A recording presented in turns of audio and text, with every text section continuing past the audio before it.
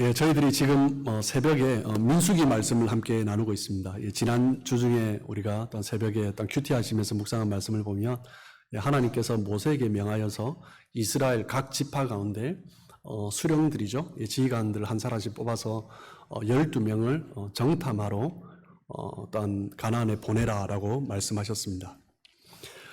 그 12명의 정탐꾼들이 가나안을 보았을 때 느꼈던 그 마음 잘 기록이 되어 있죠. 그 거대한 성벽과 그 거대한 사람들, 그것을 보고 그 12명 가운데 10명이 하나님의 약속, 이 가나안 땅을 너에게 주리라 했던 하나님의 약속을 잊어버린 채 그들이 본 것은 맞아요. 와서 보고할 때 과연 그 땅이 모세가 말한 것처럼 젖과 꿀이 흐르는 땅이더라, 그렇게 말을 하지만 그럼에도 불구하고 하나님이 그 땅을 취하게 하실 것이다 하신 약속을 잊어버린 채 두려움에 사로잡혀 버렸습니다. 그들의 눈에 보기에는 가나안 성벽은 너무나 초롱성 같았고 그 땅 거민들은 너무나 거대해서 자신들이 이 땅을 취할 수 있다, 아무리 생각해도 도무지 불가능해 보였던 것입니다. 여러분, 그들이 왜 그런 생각을 하게 됩니까? 그들은, 이스라엘 백성들은 지금 가나안 땅에 정탐하러 들어간 그 백성들을 보면 애굽에서 나온 지 불과 한 1년 조금 지난 시점이죠. 그러다 보니 그들의 삶의 그 이전을 보면 애굽에서 종살이를 했습니다. 약 몇 년을 했어요? 400년, 약 430년을 종살이했어요. 한국도 그런 비슷한 경험이 있죠. 일제강점기 약 36년을 지냈는데도 그 역사 가운데 일제강점기에 그런 남아있는 그런 어려움들, 아픔들, 그것을 이겨내는데 얼마나 많은 시간이 걸렸는지 모릅니다. 보면 430년을 애굽에서 종살이를 했어요. 우리 조선 왕조가 500년인데 430년 하면 그냥 종이었던 것입니다. 그냥 그 자체에 순응할 수밖에 없는 노예 근성이 철저히 박혀있는 사람들이었습니다. 여러분, 노예는 어떤 사람들이에요? 어떤 삶을 살아갑니까? 눈치를 보면서 살아갑니다. 자기가 주도적으로 뭘 하지 못해요. 그리고 어떤 일이 주어졌을 때 자신의 일이 아니기 때문에 최선을 다하지 않습니다. 그냥 욕 안 얻어먹을 정도로 하는 버릇이 있죠. 그리고 문제가 생기면 문제를 해결하기보다 그냥 거기에 순응해 버립니다. 그냥 문제에 순응해 버리는 것도 괜찮은데 더 많은 사람들은 원망하고 불평하는 거죠. 왜 이렇게 힘든 일을 시키냐라는 거죠. 되지도 않는 일을 하게 하냐라는 것입니다. 바로 정탐꾼 12명 중에 10명이 바로 그러했던 것입니다. 철저하게 노예 근성 가운데서 헤어나지 못한 사람들이었습니다. 그렇기 때문에 그 가나안 땅을 바라볼 때 너무나 힘들고 어렵게 보인 거죠. 여러분, 그 이스라엘 백성들, 그 정탐꾼들 뿐만 아니라 우리 인생을 봐도요, 많은 장애물들이 있습니다. 이 장애물을 뛰어넘지 않으면 그 다음 단계로 갈 수가 없습니다. 장애물을 뛰어넘지 않고 주어진 것은요, 어떻게 보면 자기 것이 아닙니다. 소중한지 몰라요. 또 금방 잃어버리게 되는 거죠. 눈에 보이는 장벽이 있을 때, 그 장애가 있을 때 그것을 뛰어넘을 것인가, 아니면 주저앉을 것인가, 그 선택의 기로에서 인생이 달라지게 되는 것입니다. 여러분, 신앙생활은 무엇입니까? 신앙생활은 장벽을 무너뜨리는 생활입니다. 신앙생활은 장애를 뛰어넘는 것이 바로 신앙입니다. 세상 사람들과 똑같이 문제가 있으면 주저앉고 재정적인 어려움이 있으면 안 된다라고 생각하고 관계 어려움이 있으면 포기해버리면 그건 신앙이 아니죠. 신앙은 어떤 문제라도 넘어설 수 있어야 하는 거죠. 인간적으로 볼 때, 특별히 그 정탐꾼들이 바라볼 때 너무나 어렵고 힘든 문제였습니다. 가나안의 그 초롱성을 보는 순간 이것을 우리가 무너뜨릴 수 없겠구나. 그리고 그 땅의 거대한 거민들을 보는 순간 건드렸다 우리가 죽겠구나. 그 생각밖에 할 수 없는 거죠. 그래서 민수기 14장 3절 말씀을 보시면 어찌하여 여호와가 우리를 그 땅으로 인도하여 칼에 쓰러지게 하려 하는가. 우리 처자가 사로잡히리니 애굽으로 돌아가는 것이 낫지 아니하랴. 그냥 애굽에 가서 종살이 하자라는 거죠. 하나님이 주신 약속의 땅, 그 땅이 어떠한지 보고 와라 라고 했는데 그냥 그들은 눈에 보이는 것에 따라서 마음이 그냥 너무나 의기소침해져 버린 거죠. 그냥 두려움에 사로잡혀서 옛 삶으로 돌아가자라고 말을 하는 것입니다. 여러분, 하나님의 사람은 옛 삶으로 돌아가면 안 됩니다. 하나님의 사람은 항상 장애를 만나면 새로운 단계로 올라설 수 있는 기회라고 생각하고 가야죠. 가나안 성벽과 그 가나안 거민들은 사실 장애가 아닙니다. 무엇 때문에요? 하나님께서 들어가라 하면 무너지게 하실 거거든요. 요단강을 건너 여리고에 들어갈 때 있었던 일을 우리가 알지 않습니까? 그것은 그냥 장애가 아니라 그냥 하나님이 세팅해 놓으신 거예요. 그냥 하나님, 그럼에도 불구하고 하나님의 약속은 이루어진다는 것을 보여주기 위해서 하나님이 세팅해 놓으신 것입니다. 우리 인생이 사람들은 마라톤과 같다 이렇게 말을 합니다. 또 어떤 분들은 그냥 마라톤처럼 쭉 달려서 끝나는 것이 아니라 장애물 경기와 같다 이렇게 또 말을 합니다. 달리면서도 뭔가 부딪히는 거죠. 또 뛰어넘어야 하고 허들을 넘듯이 넘어야 하고 때로는 구덩이를 또 지나가야 합니다. 바다에 파도가 없을 수 없습니다. 바다가 있다면 파도가 있습니다. 그와 같이 인생이 있다면 장애가 있는 거죠. 우리 인생이 그런 것입니다. 모든 사람이 다 장애가 있습니다. 겉으로는 완벽하게 보여도 사람들마다 다 장애가 있습니다. 어떤 사람은 태어나면서부터 선천적인 장애가 있고요. 어떤 사람은 태어난 이후에 자라가면서 어떤 사고나 질병으로 인해서 장애가 생기기도 합니다. 어떤 사람은 정신적으로 장애가 있어요. 현대인의 많은 사람들이 정신적 장애 가운데 살아갑니다. 어떤 사람은 가정적인 장애도 있습니다. 뭔가를 하려고 해도 이 가정의 문제가 내 발목을 잡는 것입니다. 이 장애를 벗어나지 못하는, 겉으로 멀쩡해 보이는데 이 가정의 문제 때문에 벗어나지 못한 사람이 얼마나 많은지 모릅니다. 이 캐나다와 같은 영어권에서 사는 아시아인들, 장애를 가지고 살아가는 사람들입니다. 첫 번째, 영어가 장애입니다. 뭐 잘을 하려고 해도 항상 뭐가 막혀요. 그런데 영어를 잘하는 사람도요, 보면 참 장애가 많습니다. 아시안이기 때문에, 한국 사람이기 때문에 아무리 뛰어나도 좋은 직장에 가지 못하는 경우가 많고요. 아무리 뛰어나도 더 좋은 직급으로 올라가지 못하는 경우가 참 많습니다. 그런 이야기를 너무나 허다하게 많이 듣습니다. 이 땅을 살아가는 것 자체가 우리는 너무나 많은 장애물, 장벽 가운데서 살아가고 있는 것입니다. 어떤 사람들은 이 장애 때문에 멈칫합니다. 그냥 주저앉아 버리는 거죠. 어떤 사람들은 원망하고 불평합니다. 자기 혼자 앉는 것이 아니라 사람들에게도 막 원망하고 불평하는 말들을 막 쏟아놓고 다닙니다. 아무리 멀쩡해 보여도 장애를 극복하지 못하는 사람이 장애인입니다. 정말 비장애인처럼 그렇게 보인다 할지라도 이 장애 가운데 늘 머물러 있는 사람은 장애인인 거죠. 어떤 사람은 장애를 가지고 있지만 이 장애가 나를 막지 못하는 거예요. 믿음으로 나아가고 또 이기고 또 하나님께서 이끌어 가실 것을 고백하면서 나아가는 사람, 그 사람이 정말 그 장애인이 아닌 거죠. 장애를 극복했느냐 안 했느냐에 따라서 장애인이냐 아니냐가 결정되는 것입니다. 가나안 성벽 앞에, 그리고 그 거대한 가나안 사람들 앞에서 이 이스라엘이 어떤 태도를 가지느냐, 그것이 중요한 것입니다. 10명의 정탐꾼은 장애인이었습니다. 정신적인 장애인이었습니다. 믿음의 장애가 있는 거죠. 신앙을 가졌지만 뭔가 문제가 생겨버린 것입니다. 건강하지 못한 거죠. 이스라엘 백성들이 이 장애를 보면서, 가나안 성벽을 보면서, 그 가나안의 사람들을 보면서 부정적으로 반응하고 원망하고 불평하고, 그러면요 그 가나안 성벽이 철옹성이 되어버리는 것입니다. 그 사람들이 정말 거대한 장벽이 되어버리는 거죠. 열쇠는 무엇입니까? 마음 안에 그 장애를 걷어내는 것입니다. 좋은 예가 다윗이죠. 다윗은 그 이스라엘 백성들이, 군사들이, 그리고 사울이 그 골리앗을 보면서, 블레셋 장수를 보면서 두려워 떨고 있을 때, 어찌할 바를 몰라 하고 있을 때, 거의 실패했다고 생각하고 있을 때, 다윗은 마음이 하나님이 있었습니다. 만군의 여호와, 이스라엘의 하나님 여호와가 그 마음이 있었어요. 그러니까 그 앞에 있는 장애가 아닌 것입니다. 예수 믿는 사람은요, 눈에 보이는 것 때문에 좌절하고 원망하고 불평하고, 그런 사람이 아닙니다. 그런 사람은 예수를 제대로 믿는 것이 아니에요.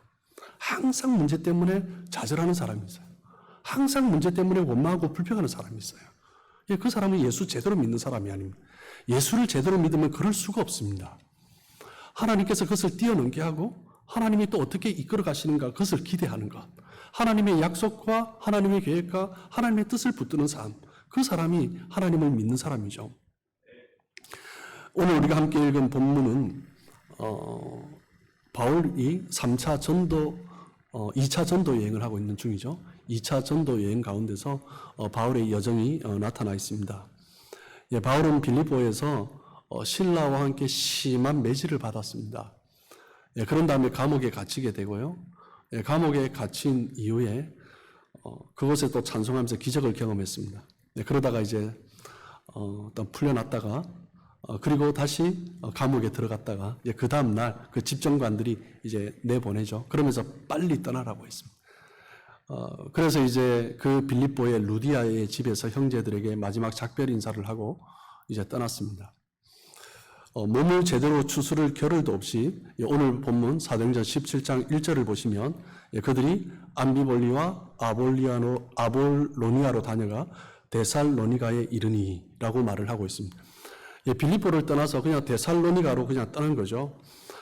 지도를 잠깐 보시면 빌립보와 데살로니가의 거리는 약 160km 정도가 됩니다. 빌립보가 어디냐면 여기 제일 위에 있는 부분이죠. 이것이 빌립보고요. 그리고 이제 여기서 이제 내려오면 이것이 이제 데살로니가입니다. 암비볼리와 아볼리안을 거쳐서 데살로니가로 도착한 거죠. 그런데 이것을 다녀갔다라고 표현을 하고 있습니다. 그런데 이제 160km가 되는 그 거리를 여러분 한번 생각해 보십시오. 아마 우리 토론토에서 런던 정도까지 거리가 한 160km 정도 되는 것 같아요. 그죠? 그런데 이제 그 거리를 온몸에 그 전날 매질을 받아서 피투성이가 된, 만신창이가 된 상태에서 걸어가는 것입니다. 얼마나 힘들고 어려웠겠습니까? 휴식을 취했다는, 오늘 본문을 보면 휴식을 취했다는 얘기가 없어요. 그죠? 온전치 않은 몸을 이끌고 그냥 중간에 암비볼리와 아볼로니아로 그냥 다녀서 지나갔다라고 말을 하고 있습니다. 그냥 하나님이 부르신 소명을 따라서 쭉 간 거죠. 사진을 한번 보시면 이것은 이제 암비볼리와 아볼로니아를 지나갔다라고 되어 있는데 아볼로니아에 있는 유적지입니다. 이 유적지가 사도 바울 강단이라고 되어 있는데 아마 이 돌 위에 서서 사도 바울이 이 돌 위에 서서 이 넓은 광장에서 말씀을 전했던 것 같아요. 그래서 이 돌 위에 기념으로 비석이 써 있는데 비석이 뭐라고 써 있냐면 여기 보시면 베마 아포스톨로이 파울로이라고 되어 있습니다. 사도 바울의 강단이다라는 거죠. 사도 바울이 이 돌 위에 서서 말씀을 전했고 그리고 거기에 말씀 보면 오늘 우리가 함께 읽은 사도행전 12장 1절의 말씀이 여기 기록되어 있습니다. 즉 사도 바울은 빌립보를 떠나서 데살로니가로 가는 동안 넓은 광장이 있으면 그 몸을 이끌고 또 말씀을 선포하고 가는 거죠. 휴식을 취했다는 말은 없고요. 빌립보에서 아볼로니아까지 그 70km를 걸어갔어요. 상한 몸의 상태로 그 70km를 걸어가는 것도 정말 하루 이틀로 쉽게 갈 수 있는 거리가 아니죠. 그런데 그 몸으로 갔습니다. 최소한 3일, 4일 이상은 걸렸을 것입니다. 그리고 그곳에 도착해서 광장이 있고 사람들이 있자 또 그 돌바위 위에 올라서 말씀을 전하는 거예요. 그리고 이 아볼로니아를 지나서 데살로니가까지 가는데 그 사이에는 또 늪지대가 있었습니다. 여러분, 늪지대가 있으면 항상 나타나는 존재들이 있어요. 모기와 벌레들입니다. 사도 바울의 몸을 생각해 보십시오. 온몸이 상처로 만신창이가 되어 있죠. 그 몸으로 그곳을 지나간다. 얼마나 고통스러웠겠습니까? 그럼에도 불구하고 하나님께서 다 부르신 곳을 향하여서 복음 전할 곳으로 해서 나아가는 것입니다. 데살로니가로 갔습니다. 데살로니가는 로마 제국이 세워지기 전에 헬라 제국이 세워질 때 헬라 제국의 발원지가 이 마게도냐 지역이죠. 이 마게도냐에서 가장 큰 도시가 고린도고 그 다음 도시가 데살로니가입니다. 데살로니가 그 당시 인구가 한 20만 명이에요. 지금 전 세계 인구가 작년 기준으로 약 80억이 되죠. 그런데 이때 전 세계 인구가 2억 1천만 명 정도였어요. 지금의 한 40분의 1 정도 되나요? 그런데 그 당시 20만 명이 살고 있는 도시였습니다. 데살로니가가 굉장히 크고 전략적으로도 중요한 도시였습니다. 그리고 그 데살로니가로 들어갈 때 이 마게도니아 지역에서 그리스에서 가장 높은 산이 있었습니다. 바로 올림푸스 산이죠. 그 해발이 2,917m, 약 3,000m의 해발이어서 그 만년설이 뒤덮여 있는 그런 산이 있었습니다. 그런데 그 데살로니가 지역은 이 올림푸스 산 자락 밑에 있는데 그들이 무엇을 믿었냐면 이 올림푸스 산에는 신들이 살고 있다라고 믿었어요. 신들의 거주지가 올림푸스 산입니다. 제우스 신도 그렇고 수많은 신들이 그곳에서 살고 있는 거예요. 여러분, 그 신들이 살고 있는 그 산 밑에 그 그리스의 수많은 신들이 있는데 바로 그 신들의 산 밑에 데살로니가 도시가 있어요. 그 도시가 어떻겠습니까? 정말 우상이 가득하고 그 당시에 우상이 가득했다는 것은 음란한 땅이었다는 거죠. 예, 그런 도시를 지금 사도 바울이 들어가고 있는 것입니다. 그리고 그 도시에는 마게도니아 전체 지역에 고린도를 포함한 마게도니아 전체 지역에 로마 총독이 거주하는 지역이었어요. 예, 당시의 행정 수도죠. 예, 그러다 보니까 로마 총독이 있다는 것은 고위 관료들이 그곳에 많다라는 것입니다. 예, 높은 사람들이 많은 도시입니다. 그리고 그 도시는 지도에서 보셔서 아시겠지만 전략적으로 항구가 있고요, 많이 있고요. 그리고 육지로 들어가는 데 있어서 중요한 요충지가 되기 때문에 경제적으로도 굉장히 부유한 도시였습니다. 데살로니가는 우상과 음란이 가득한 땅이었고 사회적으로 지위가 높은 사람들이 많은 땅이었고 그리고 경제적으로 부유한 도시였습니다. 그 도시에 사도 바울이 들어간 거죠. 사도 바울이 그 도시에 들어가면서 어떤 생각을 했겠습니까? 그 거대한 도시를 보면서요. 그 부유한 도시를 보면서. 예수님이 오시기 전에 로마의 집정관이면서 작가였던 키케로는 이 데살로니가를 뭐라고 표현하냐면 우리 마게도니아 지역의 심장부다. 이렇게 표현을 합니다. 그만큼 마게도니아에서 데살로니가는 중요한 그런 도시였습니다. 빌립보에서 사도 바울은 회당이 없어서 기도처를 찾아 헤맸지만 이 데살로니가에는 수많은 사람들이 있었기 때문에 유대인들도 많았어요. 그래서 쉽게 회당을 찾을 수 있었습니다. 그 회당에 들어가서 17장 2절에 보면 바울이 자기의 관례대로 그들에 들어가서 새 안식일 동안 성경을 가지고 강론을 했습니다. 자기의 관례대로. 무엇입니까? 사도 바울은 어떤 도시를 가면 항상 회당을 찾았습니다. 무엇 때문에요? 하나님을 믿는 유대인들이 있기 때문이죠. 그 유대인들에게 말씀을 가지고 예수 그리스도를 전하는 것입니다. 그리고 그 회당에 가면 경건한 헬라인들이 있었습니다. 이방인이었지만 하나님을 믿고 유대교로 개종한 사람들이 있었습니다. 그들에게 이 구약의 말씀이 무엇을 의미하는가 설명을 해주고 그리고 예수 그리스도의 복음을 증거하기 위해서 항상 회당을 찾았던 것입니다. 회당에 들어가면 항상 회당장이 당시 두루마리를 펼쳐서 읽었습니다. 구약 성경이죠. 두루마리를 펼쳐서 읽고 이 두루마리에 있는 말씀을 설명해 주었어요. 그런데 그곳에 방문한 랍비가 있다면 어떤 스승이 있다면 말씀을 강론하게 했습니다. 사도 바울이 자원해서 말씀을 강론했습니다. 어떤 말씀을 읽었는지 잘 모르겠지만 사도 바울은 그 구약의 말씀을 가지고 항상 하던 것처럼 복음을 증거합니다. 17장 3절을 보시면 뜻을 풀어 그리스도가 해를 받고 죽은 자 가운데서 다시 살아나야 할 것을 증언하고 이르되 내가 너희에게 전하는 이 예수가 곧 그리스도라니. 뜻을 풀어. 구약의 그 두루마리에 있는 말씀을 읽고 난 다음에 그것을 뜻을 풀면서 항상 결론은 어디로 갔어요? 그리스도에게 간 거죠. 그리스도의 죽으심과 부활. 그 구약의 말씀을 통하여서 메시아가 어떤 분인가. 그리고 이 메시아가 우리 인간들의 죄로 말미암아 고난을 받으셔야 하고 그 고난 받으신 분이 바로 예수 그리스도다. 예수께서 그리스도고 예수께서 메시아이시다. 항상 그것을 증언하고 선포했습니다.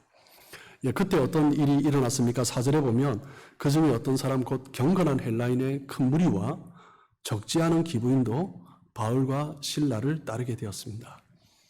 경건한 헬라인들 큰 무리가 따랐어요. 그리고 적지 않은 기부인. 기부인은 그 당시에 고위 관료의 부인들이죠. 헬라 문화에서는 여인들도 굉장히 높은 그런 사회적 지위를 가지고 있었습니다. 영향력이 있는 사람들이죠. 예, 그 사람들이 함께 사도 바울과 실라를 통해서 예수 그리스도를 믿게 된 거죠. 그 거대한 도시, 그 부유한 도시, 그 지위가 있는 사람들 앞에서 말씀을 전하는 사도 바울의 모습 한번 생각해 보십시오. 사도 바울의 모습이 어떻겠습니까? 여전히 상처가 아물지 않은 상태죠. 안디옥에서 출발해서 입고 있던 그 옷 매질을 당하고, 그리고 그 늪지대를 지나오면서 올림푸스 산자락에 있는 그 데살로니가 도시까지 오는 동안 얼마나 많은 험난한 길들을 걸어왔겠습니까? 정말 그 사람의 모습이 얼마나 초라하고 남녀겠습니까? 그럼에도 불구하고 사도 바울은 담대하게 예수 그리스도가 누구인지를 선포했던 것입니다. 그로 말미암아 놀라운 구원의 역사가 일어났죠. 정말 그 모습 그 자체가 기적과 같은 그런 일이었습니다. 그런데 어떤 일이 일어납니까? 또 어려운 일들이 생기기 시작합니다.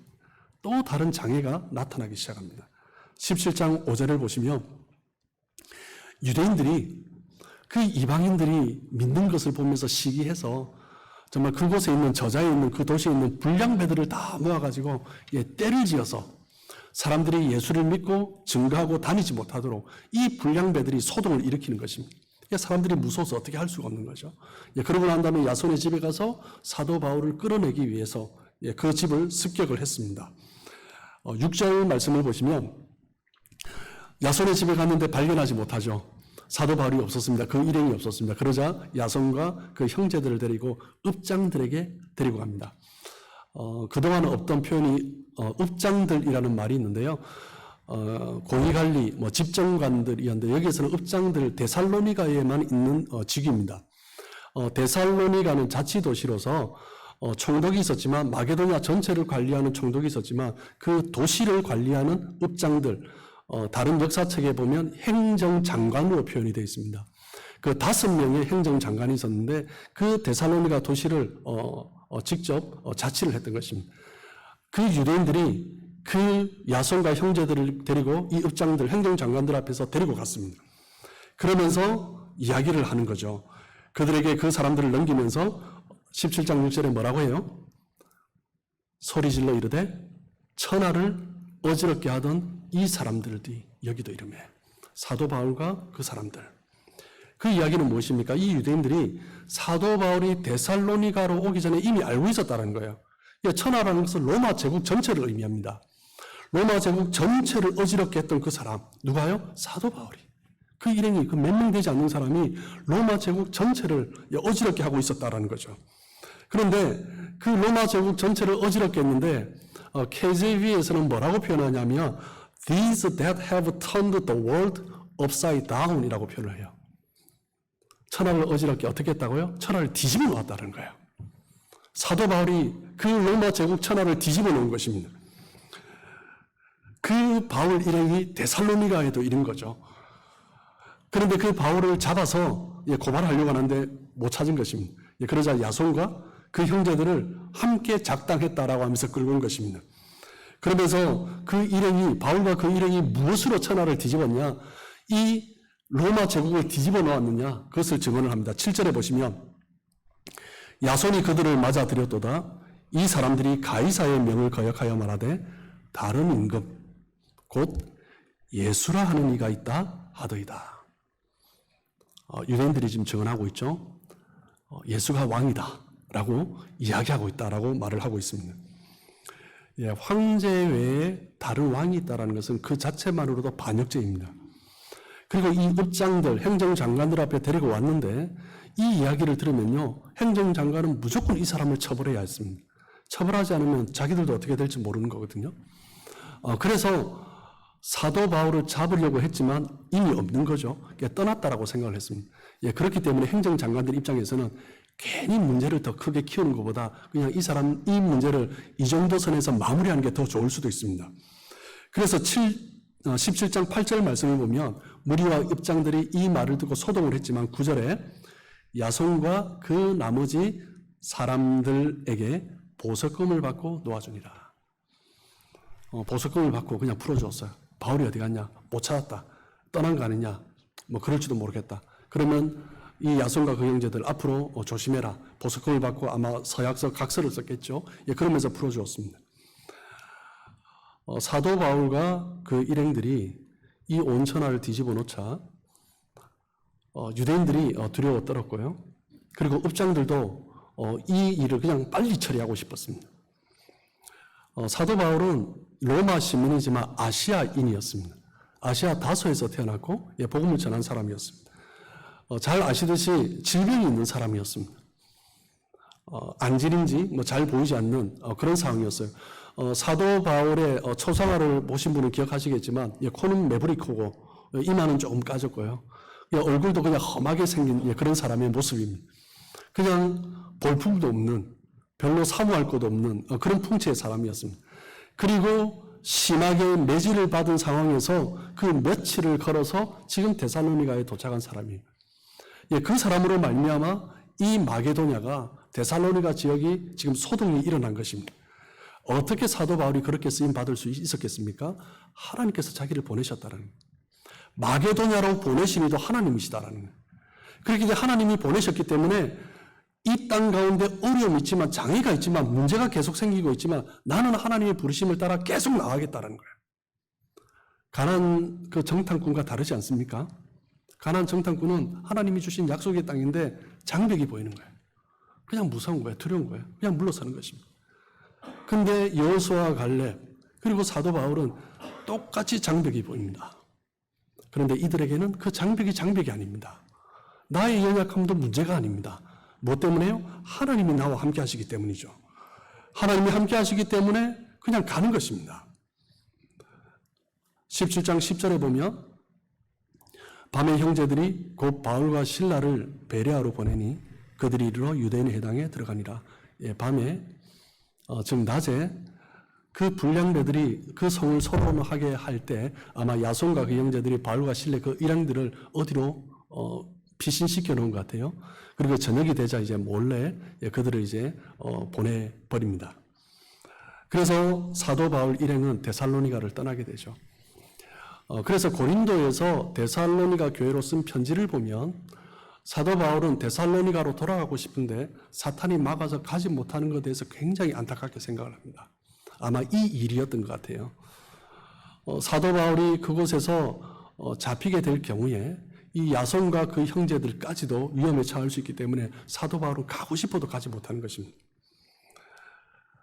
여러분, 오늘 본문을 통해서 우리가 알 수 있는 것은 무엇입니까? 가장 중요한 메시지는요, 복음은 천하를 어지럽게 한다는 것입니다. 데살로니가 거대한 도시고요, 우상숭배와 음란이 가득한 도시고요, 세상적으로도 높은 사람들이 많은 그런 도시였습니다. 이 토론토가 어떤 도시인가 생각해 봅니다. 큰 도시죠, 음란한 도시죠, 정말 세상 지위가 높은 사람들이 참 많은 곳입니다. 그 사도 바울과 그 몇 명의 일행들이 그 땅을 어지럽게 했어요. 뒤집어 놓았어요. 이 토론토 땅을 바라보면 우리가 한다고 부흥이 일어날까? 내가 무엇을 할 수 있을까? 그냥 있는 자리에서 나는 그냥 신앙생활을 해야지. 그렇게 만족하고 순응하며 살아가는 사람이 얼마나 많습니까? 신앙생활을 하면서도 이 세상의 노예가 된 것처럼 그냥 그렇게 겸손하게 살아가는 거죠.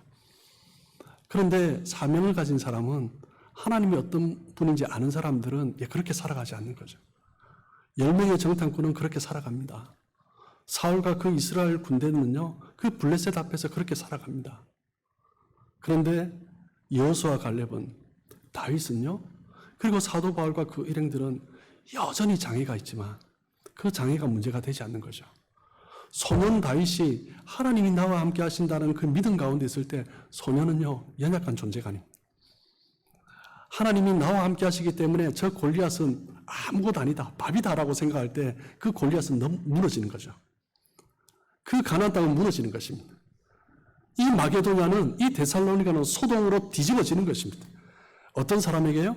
하나님이 나와 함께 하시고 나로 말미암아 하나님이 일하신다는 확신이 있는 사람, 하나님께서 나를 이곳에 보내셨다는 확신이 있는 사람, 하나님의 복음은 온 천하를 어지럽게 한다는 그 믿음이 있는 사람, 그 사람을 통해서 하나님은 일을 하시는 것입니다.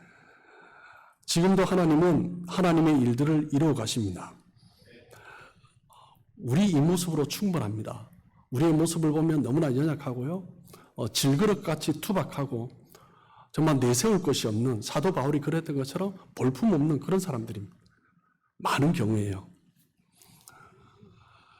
아무것도 할 수 없는 것 같은 하나님께서 이 땅 가운데 다시 부흥을 일으킨다고 하실 때 나는 아무것도 할 수 없는 것 같은 그냥 그런 존재로 여겨집니다. 그것은 누가 주는 메시지예요? 하나님이 주시는 메시지는 아니죠. 우리 안에 하나님이 있다면 절대 그런 메시지를 주시지 않습니다. 하나님은 그런 분이 아니거든요. 하나님은 우리를 구원하시는 것에 만족하시는 분이 아니십니다. 우리를 구원하시고 우리와 함께 이 땅 가운데 하나님의 일들을 이루어가기를 기뻐하시는 분이죠. 하나님은 우리에게 두 가지 소명을 주셨어요. 첫 번째 소명은 뭐냐면 구원을 받는 거예요. 하나님의 부르심이죠. 하나님의 자녀가 되는 것입니다.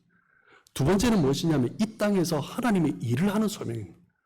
하나님은 모든 사람에게 두 가지 소명을 다 주십니다. 그런데 많은 사람들이 이 구원받은 하나만으로 만족하며 살아가요. 그것은 결코 하나님이 주시는 것이 아니에요. 하나님은 두 가지를 주시는 거예요. 누구와 하나님은 그 일들을 이루어 가시냐면 하나님이 내 안에 계시기 때문에 만군의 여호와 살아계신 하나님 이스라엘의 하나님 만왕의 왕 되신 그리스도 그 이름이 내 이름에 있기 때문에 내가 연약하지만 볼품이 없지만 어떤 상황 가운데서도 어떤 장애가 있어도 어떤 방해가 있어도 당당하게 나아가서 예수 그리스도의 이름을 선포하는 사람 그 사람을 통해서 하나님은 이 땅을 소란케 하시는 것입니다. 정말 이 땅이 뒤집어졌으면 좋겠습니다. 저는 이 땅의 청년들을 보면 너무 가슴 아파요. 우리 자녀들을 보면 너무 가슴 아파요. 정말 신앙생활하기가 쉽지 않습니다. 그냥 그대로 순응하며 살도록 내버려둬서는 안 돼요. 이 땅이 변화되어야 됩니다. 뒤집어져야 합니다. 우리 안에 있는 그리스도가 우리 가정에서 온전히 선포되고요. 우리 안에 있는 그리스도가 정말 이 땅 가운데 온전히 드러날 수 있도록 함께 기도하시고 또 부르신 자리에서 쓰임받는 우리 모든 성도님들 되시길 주님의 이름으로 축복합니다.